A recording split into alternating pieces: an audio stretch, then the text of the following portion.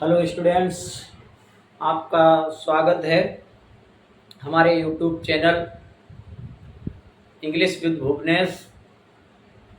मैं आशा करता हूँ आप लोग बहुत ही अच्छे होंगे, खुशहाल होंगे। और मैं आपके लिए जो मैंने पिछली वीडियो दी थी वो नारेशन से संबंधित थी, और ठीक उसका अगला पार्ट ये है। ये वो क्लास 1 था, आज ये क्लास है 2। आज ये क्लास आपका है 2, क्लास 2 है ये नारेशन का। और क्रम वरीयता में आप सही से रोज की बात पढ़ते रहिए। और मैंने आपको जैसे कि बताया था कि सिनोनिम्स जो हैं मैं आपको 5 पर डे करवाता रहूँगा, जिससे आपकी वोकैब कंप्लीट होती रहेगी साथ साथ में। तो पिछली वीडियो में आपके लिए दिए थे 5 सिनोनिम्स जो मैंने ट्रिक सहित समझाए। इसमें भी कोशिश करूंगा आपको याद कराने की भी, और ये 5 सिनोनिम्स आपको याद इम्पोर्टेंट हैं, आप याद करें। ये 11-12 के स्टूडेंट्स के लिए विशेषकर और ज़्यादा उपयोगी हैं, वैसे तो अन्य परीक्षाओं के लिए भी हैं। देखिए, पहला वर्ड है हमारा एसिडुअस। एसिडुअस का मतलब होता है मेहनती, परिश्रमी, इंडस्ट्रियस।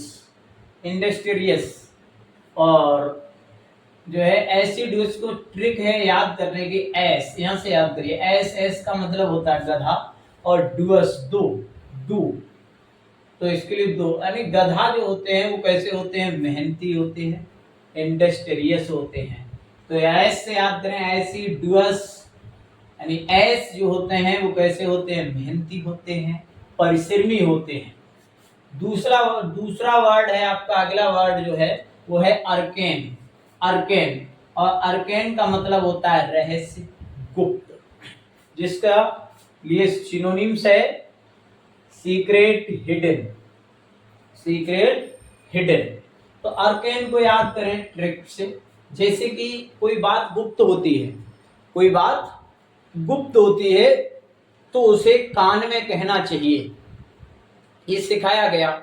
लेकिन क्या है, वो व्यक्ति आया और गुप्त बात के लिए सबके सामने कही, और वैसे ही उसने बुलाया और कहा सुनो, अरे अर्केन, अरे ये बात केन कान में कहो, अर्केन अरे कान में कहो, ये बात कैसी है, रहस्य है, ये गुप्त बात है, ये सीक्रेट है, ये हिडन है। इसके लिए कैसा कहना चाहिए, इसके लिए कहना चाहिए कान में कहना चाहिए अर्केन। यानी गुप्त बातों के लिए कैसा किया जाता है, अर्केन किया जाता है, गुप्त किया जाता है। और गुप्त जो होता है, अर्केन होता है, वो कान में कहना चाहिए। आपका तीसरा वर्ड है वो है आपका एब्डिकेट। अब एब्डिकेट को याद करिए कैट से याद करिए। कैट क्या होती है, अब कैट ने क्या कर दिया है, काटना त्याग दिया है, गिव अप कर दिया है। अब कैट ने क्या कर दिया है, काटना त्याग दिया है, गिव अप कर दिया है, छोड़ दिया है मेरे बच्चों। अगला आपका वर्ड है एक्मी, और एक्मी को याद करिए, एक्मी का मतलब होता है जैसे एक कमी, एक मतलब एक कमी जो होती है वो दोबारा व्यक्ति के लिए अवसर देती है, जिससे क्या होता है, वो शिखर पे पहुंचता है, टॉप पर पहुंचता है, एपेक्स पर पहुंचता है। तो एक्मी एक कमी जो होती है वो क्या कर देती है, दोबारा से मौका देती है, जिससे क्या होता है, व्यक्ति शिखर पे पहुंचता है, टॉप पर पहुंचता है, एपेक्स पहुंचता है। आपका लास्ट वर्ड है, ये वर्ड है आपका एविसिडेरियन का मतलब होता है नौसिखिया, और एविसिडेरियन नौसिखिया बिगिनर्स। तो एविसिडेरियन का मतलब जो है, इसे याद करें तो एविसिडेरियन के लिए आपको याद करने की जो ट्रिक है, वो ट्रिक ये है कि डेर का मतलब होता है डरना, और अब क्या है कि वो डर रहा है तो उसका मतलब है वो नौसिखिया है, डर रहा है तो इसका मतलब क्या है, वो बिगनर्स है, नौसिखिया है। तो अब डर रहा है, क्या कर रहा है, अब डर रहा है, तो अब डर रहा है तो एब्सिडेरियन है, नौसिखिया है, बिगनर है। ठीक है, उम्मीद है कि ये वर्ड आपके लिए अच्छी तरह से समझ में आए ही होंगे। मैं आशा करूंगा ये वर्ड आप क्रमबरीयता में याद करते रहें, आपकी परीक्षा के लिए उपयोगी है। ठीक है, ये याद हुए होंगे आपके लिए। देखिए स्टूडेंट, अब इसके लिए क्या है, मैंने कल यहीं पर चैप्टर छोड़ा था आपका। अब क्या है, मैंने इसे समझा भी दिया था, हालांकि अब इसे विशेष रूप से और समझ लीजिए। देखिए, पर्सन आपके होते हैं 3, पर्सन 3 होते हैं, और तीनों जो पर्सन होते हैं वो अपनी अपनी अलग वैल्यू रखते हैं, अलग कैटेगरीज होती है, हर किसी का अलग मायने होता है। वो ये है कि मैंने ये टेबल के माध्यम से आपको पर्सन जो है प्रदर्शित किए हैं, इनके लिए समझिए। यानी ये विकल्प मैंने दिया है पर्सन, पर्सन का मतलब इसमें जितने भी हैं वो ये पर्सन है, वो पर्सन है। फर्स्ट पर्सन इसमें है, सेकंड पर्सन ये है, थर्ड पर्सन ये है आपका। ठीक है, समझ गया ना ये। अब क्या है, अब फर्स्ट पर्सन के जो सब्जेक्ट हैं वो 2 सब्जेक्ट होते हैं, आई और बी। और आई का ऑब्जेक्ट है मी, आई का ऑब्जेक्ट होता है मी। ये याद करने योग्य, याद करिए सब चीजें, ये पूरी टेबल रटी होनी चाहिए सबकी, रट लो एक तरफ से ये टेबल, ताकि कहीं से कहीं प्रोनाउन चेंजिंग में कोई दिक्कत आपको ना हो। इतनी बेहतरीन रटिए ताकि आपके लिए कैसा भी आंखें मीच के कैसा भी बात को, कैसे भी प्रोनाउन आपके लिए चेंज डायरेक्ट इनडायरेक्ट में करनी पड़ जाए तो आप एकदम कैप्चर कर लें कि ये हमसे ये होगा। बेहतरीन रटिए। चलिए, अब इसका क्या है, आई का जो पजेसिव एडजेक्टिव होता है वो माई भी होता है। अब क्या है, ये पजेसिव प्रोनाउन जब होता है तो इसका आई का माइन हो जाता है। बी का अस ऑब्जेक्ट होता है और इसका जो पजेसिव एडजेक्टिव होता है वो होता है अवर, और इसका अवर्स हो जाता है, इसका पजेसिव प्रोनाउन अवर्स हो जाता है। अब आया सेकंड पर्सन। भैया सेकंड पर्सन में क्या है कि यू है, यू सेकंड पर्सन है, और दाऊ भी सेकंड पर्सन है। आपने ये चाहे नया सुना हो किसी किसी ने, दाऊ जो होता है वो दाऊ का अर्थ होता है तू, ये सिंगल होता है, ये हमेशा सिंगुलर ही होता है, ये तू अर्थ होता है इसका। अब दाऊ वर्ड है जो वो सेकंड पर्सन का, यू सेकंड पर्सन का है, तो यू का ऑब्जेक्ट यू ही होता है, दाऊ का ऑब्जेक्ट दी होता है, योर इसकी पजेसिव फॉर्म होती है, पजेसिव एडजेक्टिव होता है, इसका पजेसिव एडजेक्टिव योर है, और दाऊ का पजेसिव एडजेक्टिव होता है दाई। अब क्या है पजेसिव प्रोनाउन, पजेसिव प्रोनाउन क्या है, पजेसिव प्रोनाउन यू का योर्स होता है, और दाऊ का दाइन होता है, दाऊ का दाइन होता है, और ही। अब ये आया थर्ड पर्सन, थर्ड पर्सन में कौन कौन से प्रोनाउन आते हैं वो आप याद रख लीजिए, ही, सी, इट, दे, ये चारों प्रोनाउन थर्ड पर्सन के हैं। और ऑल नेम्स आपको बता दें हम जानकारी के लिए, ऑल नेम्स जितने भी नाम हैं, चाहे स्त्री के हो चाहे पुरुष के हो चाहे किसी भी जानवर को नाम है तो वो थर्ड पर्सन में आएगा। ठीक है, तो सारे नाम भी थर्ड पर्सन में आते हैं। ठीक है, तो ये समझ गए होंगे। ये समझिए, ही का जो होता है वो ऑब्जेक्ट होता है हिम, सी का ऑब्जेक्ट होता है हर, इट का ऑब्जेक्ट इट ही होता है, दे का होता है दे। अब गए ही की पजेसिव जो एडजेक्टिव होता है, ही का पजेसिव एडजेक्टिव होता है वो होता है हिज, सी का होता है हर, इट का होता है इट्स, और दे का होता है देयर। अब क्या है, ही का जो पजेसिव प्रोनाउन होता है वो हिज ही रहता है, सी का हर्ष हो जाता है, इट्स का इट्स ही रहता है, दे का देयर्स हो जाता है। बस ये प्रोनाउन होते हैं, इन्हें रट लीजिए, याद कर लीजिए एकदम, ताकि आपको प्रोनाउन चेंजिंग में कोई दिक्कत, जब तक ये याद नहीं होंगे तब तक बेटा दिक्कत बनी रहेगी। 100% इन्हें याद कर ले बहुत अच्छे से, और दिक्कत कहीं नहीं होगी। मैं एक आपके लिए एक ट्रिक के द्वारा और समझाए दे रहे हैं, उम्मीद है ये आपकी समझ में आया होगा, बेहतरीन समझ में आया होगा, आप याद करें। चलिए मैं आपको बताएं क्या होता है।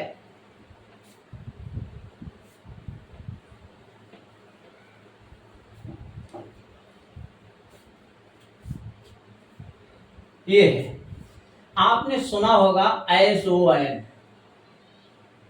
SON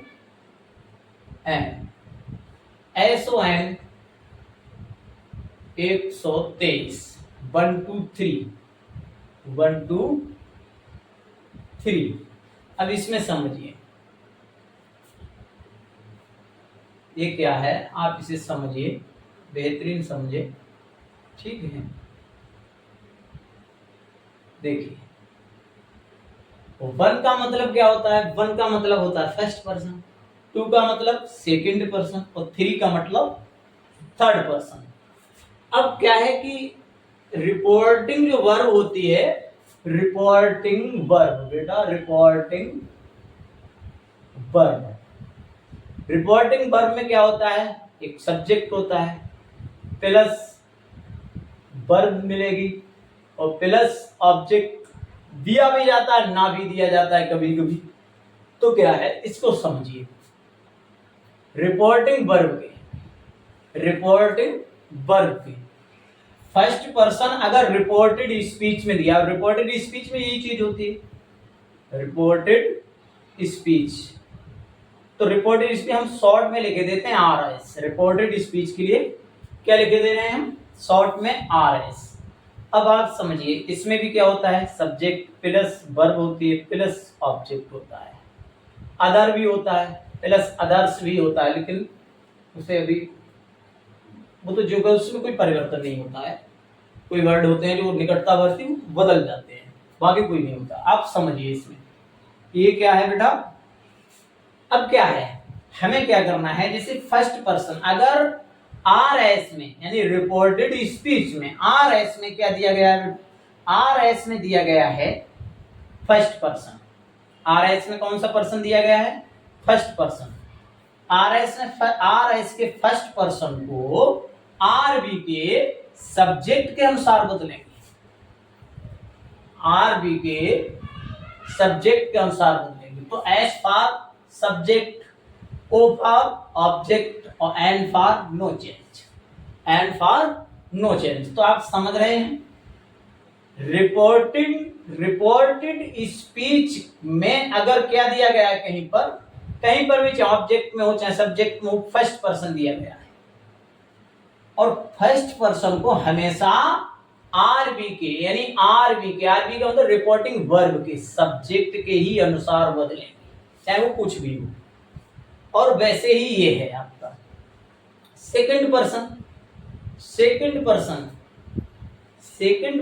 O फॉर ऑब्जेक्ट के अनुसार बदलते हैं, टू फॉर सेकंड, तो सेकंड पर्सन के लिए किसके अनुसार बदलते हैं, ऑब्जेक्ट के अनुसार बदलते हैं।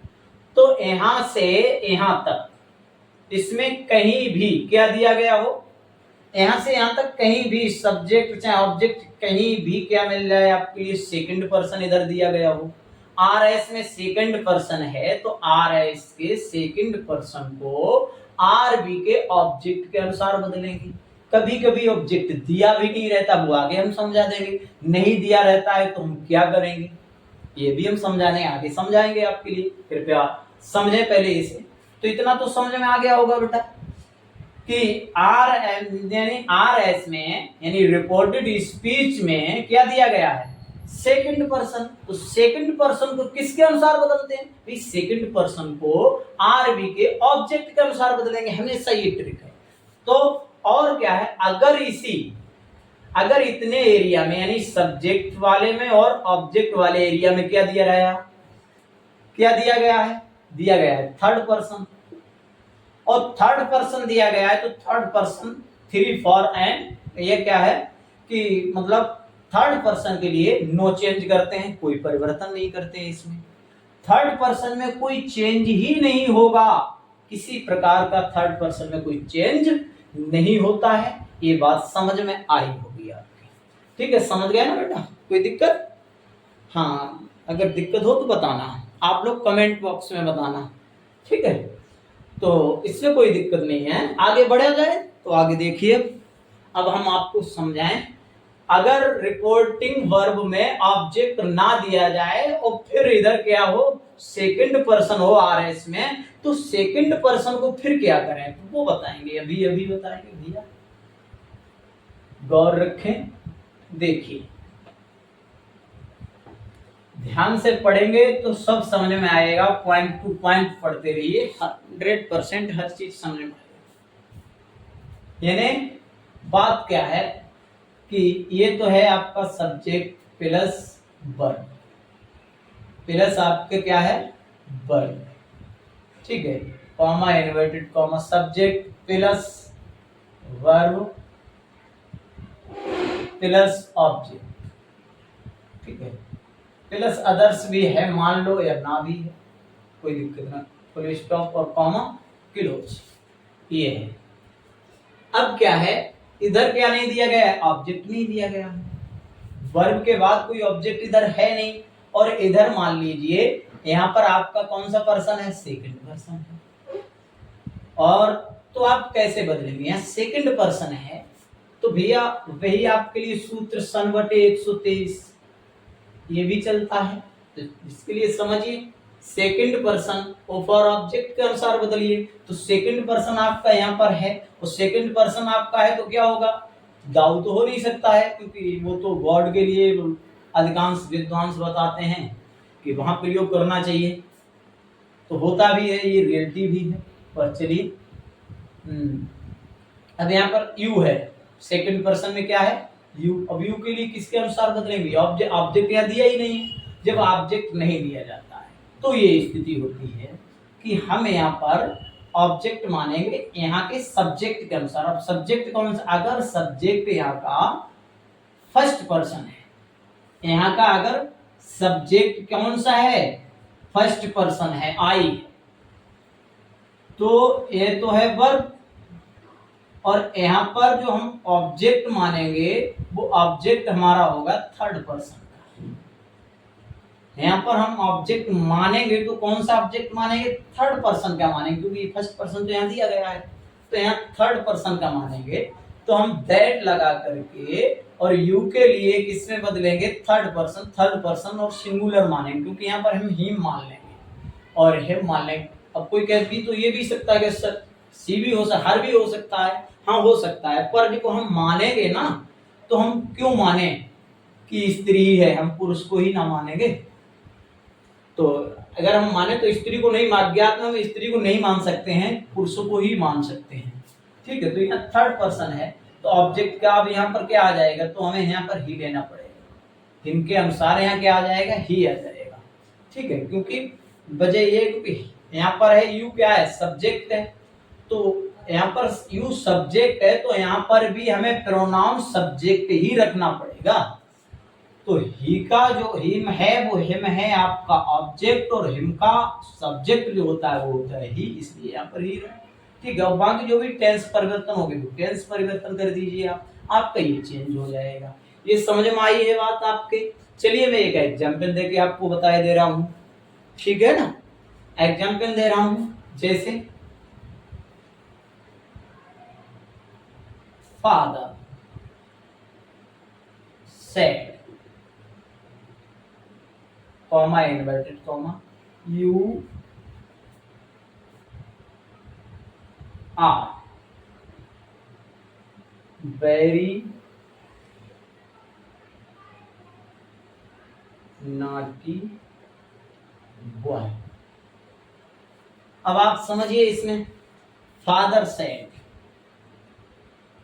पिता ने कहा, यहाँ पर ऑब्जेक्ट है ही नहीं, चलिए नहीं है तो बता रहे हैं आपको, फादर सैड, अब सैड है तो यहाँ पर सैड ही रखा जाएगा भैया, यहाँ पर हम मान रहे हैं ऑब्जेक्ट क्योंकि पिताजी हैं वो हैं थर्ड पर्सन, पिताजी थर्ड पर्सन है, मैंने बताया ऑल नेम सब थर्ड पर्सन, जितने रिलेटिव थर्ड पर्सन आते हैं तो पिता है, तो पिता का क्या होगा, थर्ड पर्सन ही, पिता जो है माता पिता भाई बहन सिस्टर, ये सब क्या रहते हैं आपके थर्ड पर्सन में रहते हैं, तो यहाँ पर थर्ड पर्सन।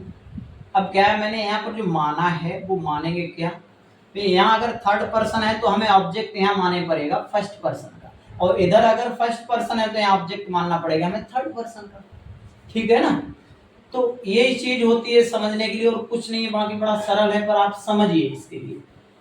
यहाँ पर थर्ड पर्सन है, यहाँ हम मान लेंगे मी, और मी को मानकर दैट लगाएंगे और यहाँ यू को किस में चेंज कर देंगे, मी के अनुसार आई में, क्योंकि मी जो है वो ऑब्जेक्ट है और मी का सब्जेक्ट जो होता है वो आई होता है, क्योंकि यू यहाँ पर सब्जेक्ट का कार्य कर रहा है, तो सब्जेक्ट में है यू, तो यहाँ पर सब्जेक्ट ही रखा जाएगा प्रोनाउन। प्रोनाउन में सब्जेक्ट, मी का सब्जेक्ट क्या होता है, आई, वो लगा दीजिए आप। ठीक है, अब क्या है, यहाँ साइड है, बाद हो जाएगा। अब इधर वेरी नॉटी बॉय, कुछ नहीं करना है, सेम रखना है, बस बन गया, कोई दिक्कत, इस तरह बनाएंगे आप। और क्या है, जैसे अब I said, comma inverted comma, you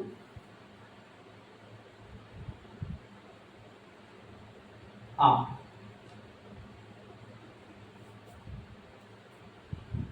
going,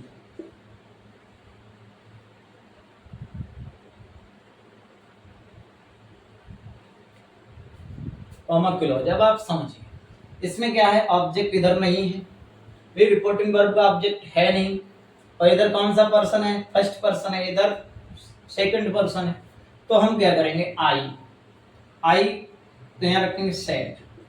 अब क्या है, यू जो है वो सेकंड, और यहाँ पर क्या है, आई है फर्स्ट पर्सन, तो यहाँ फर्स्ट पर्सन है, तो यहाँ जो भी हम ऑब्जेक्ट मानेंगे वो मानेंगे थर्ड पर्सन, क्योंकि इधर फर्स्ट पर्सन है, इधर फर्स्ट पर्सन है, तो इधर ऑब्जेक्ट होना चाहिए थर्ड पर्सन का, तो हम यहाँ पर क्या मान लेंगे, हिम, हिम मान लेंगे।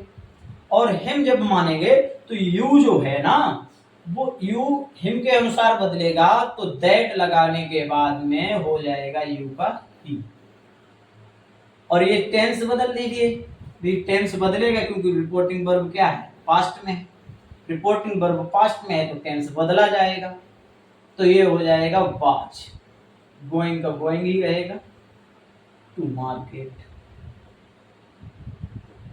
बस ये होता है समझने के लिए। उम्मीद है ये चीज समझ में आई होगी आपके। बाकी क्या है, एडवांस नॉलेज के लिए आपको यही एडवांस नॉलेज है आपकी, और आपको बताएं, उम्मीद है ये चीजें समझ में आई होगी आपकी। अब क्या है, अगला जो तो है वो आपका ये है, कभी कभी क्या होता है, वोकेटिव केस होता है, वोकेटिव केस, वोकेटिव केस में क्या होता है, जैसे क्या होता है, father, father said, comma inverted comma, inverted comma, और सन, कॉमा, इधर लिखा है सन, और फिर है कॉमा लगने के बाद यू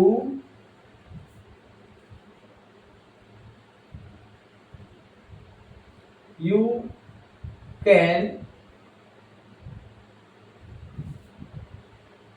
डू दिस वर्क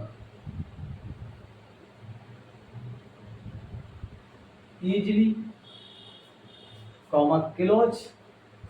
समझिए, फादर सेड, पिता ने कहा, सन बेटे, you can do this work easily, ये काम बड़ा आसानी से कर सकते हो। तो देखिए, अब पिता ने कहा है तो भैया बेटा को करना तो पड़ेगा, फादर सेड। अब क्या है, अब ये इन्वर्टेड कॉमा के अंदर कॉमा लगकर ये दिया है, ये वोकेटिव केस है, वोकेटिव केस वाले यानी रिपोर्टिंग वर्ब के ऑब्जेक्ट जो है, वोकेटिव केस का मतलब होता है ऑब्जेक्टिव रिलेशन ऑफ ऑब्जेक्ट, ठीक है, तो यानी सब्जेक्ट का यहाँ रिलेशन किससे है, ऑब्जेक्ट, ऑब्जेक्ट किस में दिया है, रिपोर्टिंग वर्ब में, रिपोर्टेड स्पीच में, रिपोर्टेड स्पीच में ऑब्जेक्ट दिए, तो इसे इधर ले आएंगे। अब भैया इधर ले आएंगे तो जाहिर सी बात है, इधर लाएंगे तो किसी न किसी एडजेक्टिव या आर्टिकल का प्रयोग करना जरूरी है। वो क्या है, क्योंकि पिताजी कहेंगे तो बेटे से कहेंगे, बेटा किसका होगा, पिताजी का, तो अपने बेटे से कहेंगे ना तो हिज सन लगाएंगे, यानी हिज है, माई है, अवर है, और दा है। ये वर्ड अलग से यूज कर दिए जाते हैं इसी वर्ड के संबंध में, क्योंकि वोकेटिव केस में इसका प्रयोग होता नहीं है। तो अब जो है यहाँ पर आ जाएगा तो इसका प्रयोग हो जाएगा बेटा। तो हिज पूरा सेंस निकलेगा, बहुत अच्छा निकलेगा। क्या फादर साइड हिज सन, अपने बेटे से कहा, पिता ने अपने किससे कहा, बेटे से कहा। दैट यू को हिज सन के अनुसार बदलेंगे तो क्या हो जाएगा, ही कर दीजिए। क्योंकि ही क्यों हुआ भैया, सन का बेटा है ना, बेटा का अगर प्रोनाउन निकालेंगे, बेटा नाउन है, और जब इसका प्रोनाउन होगा तो किसी भी नाउन यानी पुरुष लिंग में पुल्लिंग में अगर नाउन है तो उसका प्रोनाउन होगा ही, और स्त्रीलिंग का अगर नाउन है, स्त्रीलिंग नाउन है और फेमिनाइन है तो क्या होगा, उसका फेमिनाइन का होगा भैया सी। जाहिर सी बात है, तो यहाँ पर क्या होगा ही, और कैन का हो जाएगा कुड डू, दिस का हो जाएगा दैट वर्क इजीली। ठीक है ना। तो इस तरह आप समझ गए होंगे। तो ये जो कॉमा इधर दिया जाए तो देख लें, अगर इधर कॉमा में कोई वर्ड दिया है तो वो इधर ले आए, यहाँ पर रखें आकर, और वो भी उसमें दा या हिज जैसे भावानुसार हो रहा हो वैसा प्रयोग आप भावानुसार करते हैं। ठीक है ना। तो ये आपका एक एडवांस नॉलेज हुआ। और इसके अतिरिक्त क्या है,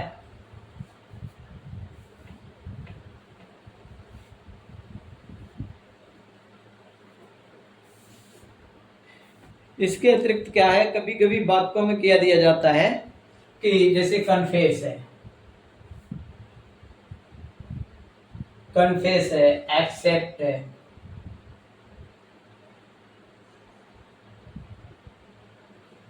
एक्सेप्ट, कन्फेस, ठीक है, answer,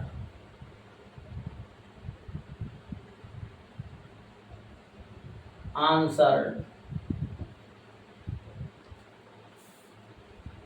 order, they need, command, commanded।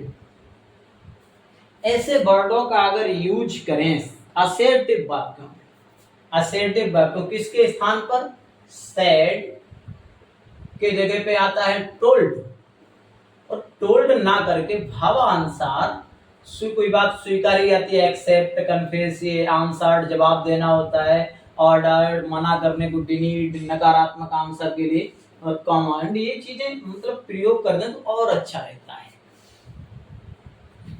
जैसे क्या है, एग्जाम्पल दे रहे हैं, द मास्टर,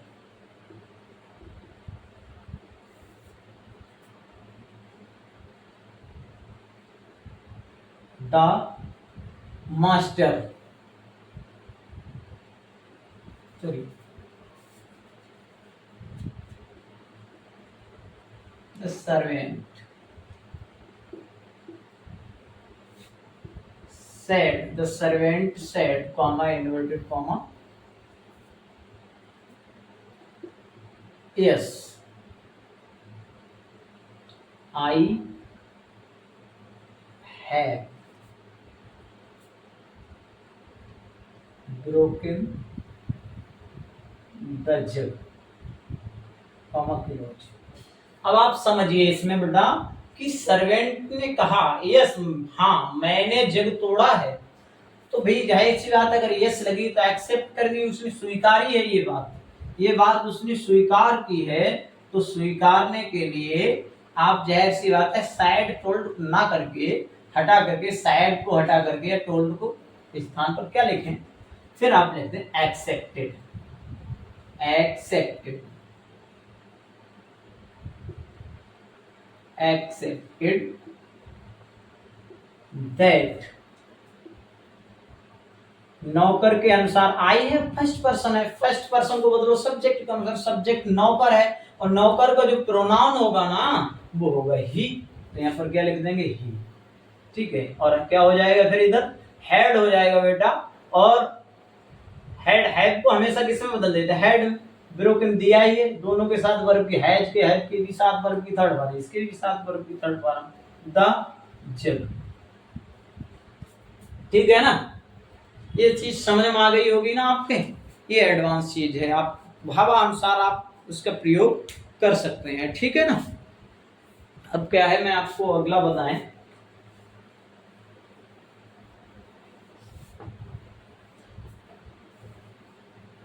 अब आपका जो है वो टॉपिक है, ये मैं आपको बताऊं।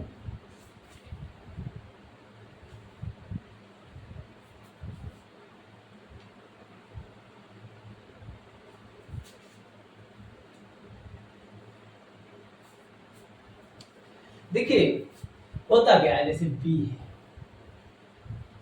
अस है, अवर है, इन वर्णों का अगर प्रयोग समस्त मानव जाति के लिए हो रहा है, इन वर्णों का प्रयोग किसके लिए हो रहा है, समस्त मानव जाति के लिए हो रहा है, तो इनमें कोई परिवर्तन नहीं करते, नो चेंजिंग होती है, इनमें कोई परिवर्तन नहीं होता है, ये हमेशा जो के त्यों बने रहते हैं।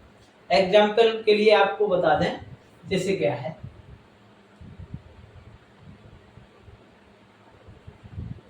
Mother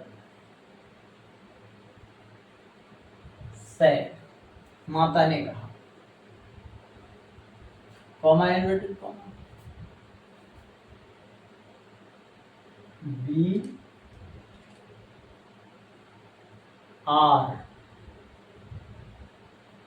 we are Indian, we are Indian and India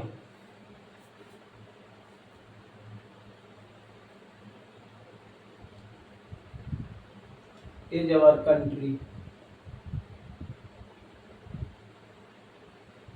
our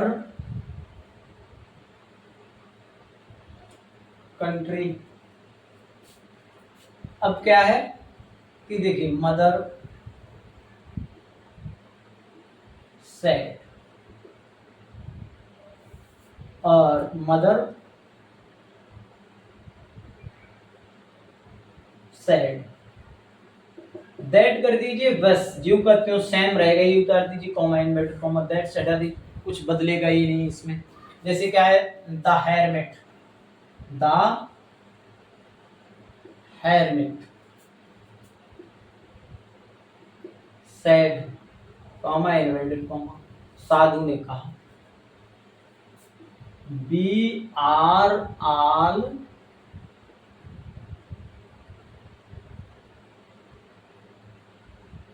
Sinners, हम सभी कैसे हैं, अपराधी।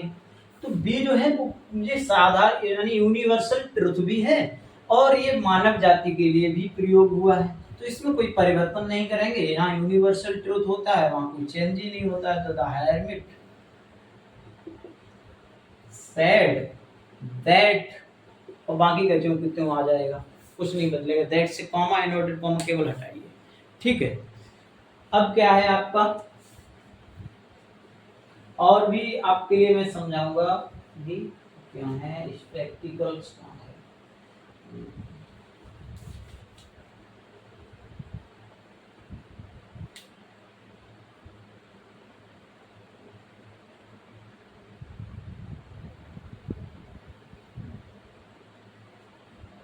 चलिए मैं आपको अब बताएं, यानी अगले टॉपिक की ओर चले, जो आपका है इंट्रोगेटिव।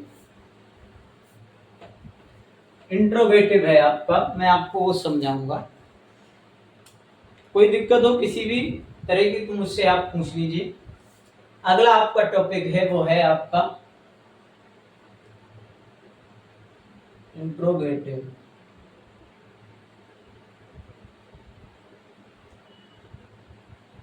सेंटेंस। जो प्रश्न सूचक वाक्य होते हैं वो आपके वाक्य इस तरह से होते हैं, आप समझिए भैया।